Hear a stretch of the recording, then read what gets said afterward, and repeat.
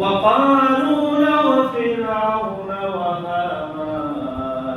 আল্লাহ রাব্বুল আলামিন বলেন আর স্মরণ করো কারণ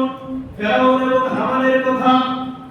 আল্লাহ রাব্বুল আলামিন তিনজনের কথা উল্লেখ করেছেন وقارون وفرعون وهامان এই তিনজনের কথা স্মরণ করো তারপর বলছেন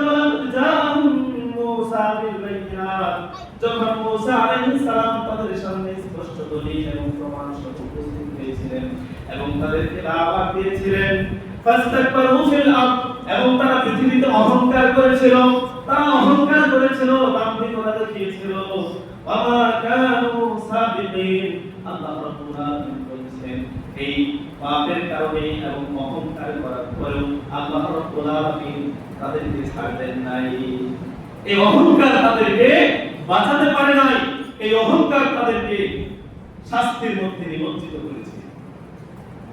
সুতরাং সম্মানিত হাজিরিন দেখুন তাহলে এখানে আল্লাহ সুবহানাহু ওয়া তাআলা বলেন ওই কারণকে ধ্বংস করেছেন কে ফেরাউনকে ধ্বংস করেছেন কে হামানকে ধ্বংস করেছেন কে সব জাতিগুলোকে এই সমস্ত অহংকারী জাতিগুলোকে আল্লাহ ধ্বংস করেছেন সেটা আল্লাহ কোরআনে বর্ণনা করতেছেন এদের উপরে মুসা আলাইহিস সালাম স্পষ্ট দলিল এবং প্রমাণ সহকারে তাদের সামনে আল্লাহ বিধানগুলো আল্লাহ আনিত যে বিধান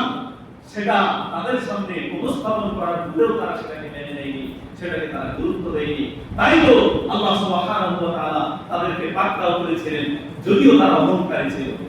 এই অহংকার তাদেরকে আল্লাহ গজব থেকে আল্লাহর আযাব থেকে রক্ষা করতে পারেনি তারপরে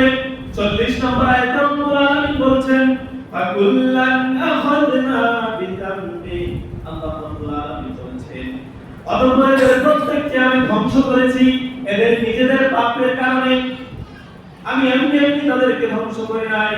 এদের নিজস্ব পাপের কারণে এদের নিজেদের পাপের কারণে এদেরকে ধ্বংস করা হয়েছে ফামিনহুম মান আরসালনা আলাইহি হাসিবা আল্লাহ রাব্বুল আলামিন বলেন ফামিনহুম মান আরসালনা আলাইহি হাসিবা আমি এদের কাউকে ধ্বংস করেছি প্রচন্ড ঝড় বাতাসে এদের কাউকে ধ্বংস করেছি ঝঞ্ঝা বায়ু দিয়ে এবং পাথর নিক্ষেপ করে ছেড়া বৃষ্টি ঝড় দিয়ে তাদেরকে ধ্বংস করেছি ফামিনহুম মান আখাযাতুস সাইহা আমি আবার এদের কাউকে ধ্বংস করেছি বিকট আওয়াজে এমন আওয়াজ এসেছে তারা ওই চিৎকার এবং ওই আওয়াজে বলতে সে আওয়াজে তারা যেখানে ছিল সেখানে তারা ওই অবস্থায় থেকে গেছে যারা বসে ছিল তারা বসায় থেকে গেছে যারা দাঁড়িয়ে ছিল সে দাঁড়ানো অবস্থায় থেকে গেছে ওই একটা মাত্র আওয়াজ বিকট আওয়াজে তাদেরকে ধ্বংস করে দেওয়া হয়েছে তারপর রব্বুল আলামিন বলেন আমিনহুম মান খাসাফনা বিহিল আরদ আর আমি কাউকে ধ্বংস করে দিয়েছি মাটিতে মিশিয়ে দিয়ে তারপর রব্বুল আলামিন বলেন আমিনহুম মান আগরাকনা আর আমি কাউকে ধ্বংস করেছি পানিতে ডুবিয়ে দিয়ে ওয়া মা কানা আল্লাহু ইয়াযলিমুহুম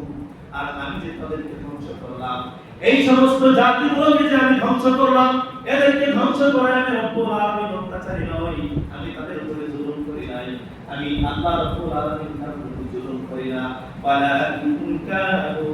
আনফুসাহুম ইয়াযলিমুন বরং এরাই ছিল অত্যাচারী তাই এদেরকে ধ্বংস করে দেওয়া হয়েছে সম্মানিত উপস্থিতি এই যে কয়েকটি আয়াত কারিমা থেকে আমরা জানতে পারলাম যে আল্লাহ রাব্বুল আলামিন যাদেরকে ধ্বংস করেন এবং যাদেরকে আল্লাহ রাব্বুল আলামিন আযাব দেন গজব দেন এদের মূলত কারণ হচ্ছে কিসের এটা তাদের নিজেদের কামাই এটা তাদের পাপের কারণে আল্লাহ সুবহানাহু ওয়া তাআলা শাস্তি দিয়ে থাকেন এবং বহু অপরাধ আল্লাহ এটাই ক্ষমা করে দেন বোঝাতে চাচ্ছিলাম যে বিপদ আপদ বা মুসিবতগুলো আমাদের উপরে এসেছে এই বালা মুসিবতগুলোর কারণ হচ্ছে আমরা নিজেরাই এটাকে হাত দিয়ে কামাই করেছি বলে আল্লাহ সুবহানাহু ওয়া তাআলা এত শাস্তি দিয়েছেন এই যে আমাদের ফসলের ক্ষয়ক্ষতি প্রায় সময় হয়ে যায় এই যে ফসলগুলো এভাবে ক্ষতি হয়েছে 7 লাইন ধরেও পাওয়া যায়নি অনেক টাকা দাম দিয়েও কিনে কেউ পেয়েছে কেউ পায় নাই বা অনেক কষ্ট করে পেতে হয়েছে আবার ফসলের দাম কম না বেশি সম্মানিত উপস্থিতি এই যে এগুলোরও কারণ আছে এগুলো এমনি আসে না এগুলোর পিছনে কারণ আছে আমরা একটু সেই কারণগুলো অনুসন্ধান